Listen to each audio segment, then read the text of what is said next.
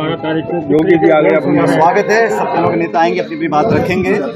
जनता को निर्णय करना है कि वोट किसको मिलेगा। और लोकतंत्र में वोट मांगने का अधिकार सभी लोगों को है, लेकिन इस क्षेत्र में मुझे लगता है कि एक हवा बनी है कांग्रेस के पक्ष में। हमारे पार्टी के उम्मीदवार बहुत लोकप्रिय हैं और जनता चाहती है कि भारी बहुमत बताकर उनको दिल्ली भेजें और दौसा लोकसभा क्षेत्र से लाल मीणा जी बहुत भारी बहुमत से जीत कर जाएंगे। तो टारगेट उन्होंने 400 पार का ले रखा है और बार बार भाषणों में भी ये कहते हैं कि 400 पार मार सकते वो तो टारगेट तो ठीक है, टारगेट उनका होना चाहिए गरीबी मिटाने का, टारगेट होना चाहिए रोजगार दिलाने का, टारगेट होना चाहिए महिलाओं को माताओं को सुरक्षित रखने का, टारगेट होना चाहिए कालेधन को खत्म करने का।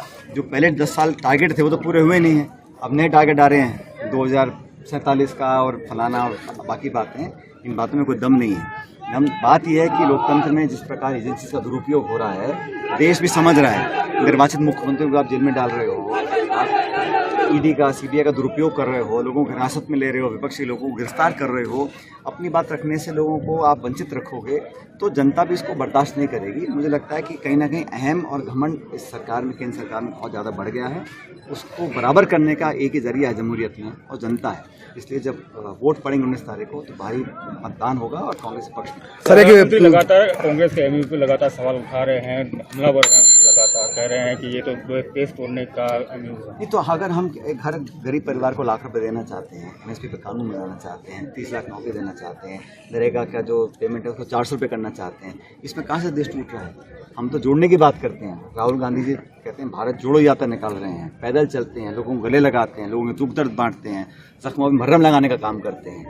बल्कि लड़ाने का झगड़ाने का काम तो भाजपा का है, धर्म मजहब के नाम पर, मंदिर मस्जिद के नाम पर। जनता सब समझती, जागरूक है। और आप आज लोग ज़्यादा नहीं बोल रहे होंगे, लेकिन अपनी बात को वो मतदान के माध्यम से प्रस्तुत। सर 25 सीटों का आप राजस्थान में क्या बीजेपी से ज़्यादा सीट कांग्रेस पार्टी जीती। सर पूर्व मंत्री का बयान है, लगातार बीजेपी हमलावर है कि हम काम कर रहे हैं, कांग्रेस ने सिर्फ जनता को बेवकूफ़ बनाया है। तो 10 साल सरकार आपकी थी, लटका के क्यों रखा प्रोजेक्ट को?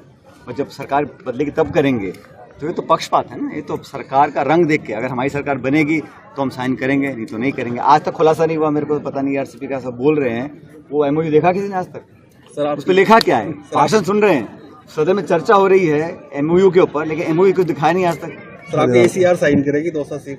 भाई वो तो मैं तो आग्रह कर सकता हूँ, हमने वोट मांगी है और बड़ी विनम्रता से मांगते हैं। हम उस प्रकार का घमंड नहीं है। मैं तो बड़े आग्रह किया है, अनुरोध किया है, विनम्रता से अपील वोटों की है। ये राजनीति करना चाहिए, अधिकार जनता का है किसको वोट डालेंगे। लेकिन मेरा मन ये कहता है कि इस बार दौसा से कांग्रेस पर। सर लास्ट सवाल पूछेंगे, बीजेपी की राजनीति में पहले सांप, फिर नाक, फिर बुआ, फिर फूफा आ गए हैं, इस तरह के देखते हैं राजनीति में? देखो, मुझे लगता है कि शब्दों का प्रयोग बहुत सोच समझ के किया जाना चाहिए और विरोधियों का मान सम्मान करना चाहिए। और जनता हमारे आचरण को देखती है, हमारे शब्दों को सुनती है, तो शब्दावली का प्रयोग बहुत सोच समझ के होना चाहिए। और मैंने जीवन में हमेशा ये रखा है कि हम विरोध भी करते हैं, सैद्धांतिक हो, नैतिक हो, लेकिन ये व्यक्तिगत जो बातें बोली जाती चुनाव में, मैं समझता हूँ इसको अवॉइड करना। सर एक पुखलाल माता की कसम खाई है कि मैं आरक्षण खत्म नहीं होने दूंगा, बीजेपी कभी आरक्षण खत्म नहीं होगा। उनके हाथ की बात नहीं है ना, उनके हाथ की बात नहीं है।